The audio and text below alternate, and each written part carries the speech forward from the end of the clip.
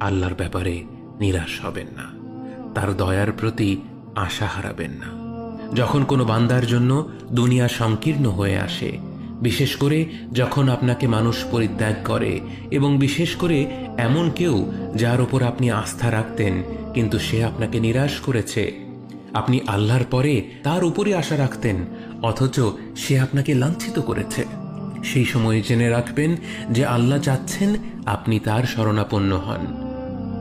এই পৃথিবীর সবচেয়ে সুখী মানুষ হচ্ছে সে যে আল্লাহর দিকে তার মুখ ফেরায়। এই পৃথিবীর সবচেয়ে সুখী মানুষ সে যে আল্লাহর কাছে তার হৃদয় সমর্পণ করে। মনে রাখবেন যে আপনার একজন মালিক রয়েছেন যিনি আপনার প্রতি আপনার নিজের নফসের থেকেও দয়াবান, যিনি আপনাকে ভালোবাসেন এবং ভালোবাসেন যে আপনি তার কাছেই আশ্রয়ের জন্য ছুটে যান আর তাকেই আপনার দোয়ায় ডাকেন।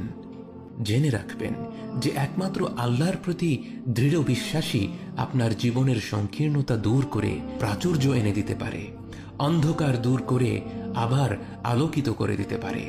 আপনি জেনে রাখবেন যে আল্লাহ আপনার প্রতি আপনার নিজের থেকেও বেশি দয়াবান। একমাত্র এই বিশ্বাসটাই আপনার সকল দুশ্চিন্তা ও বিষণ্ণতা মুছে দেবে। কে আছে এমন যে আল্লাহর দরজায় দাঁড়িয়েছে কিন্তু আল্লাহ তাকে তাড়িয়ে দিয়েছে? তিনি তো সব চাইতে উদার, মহা দয়ালু, মায়ার সাগর।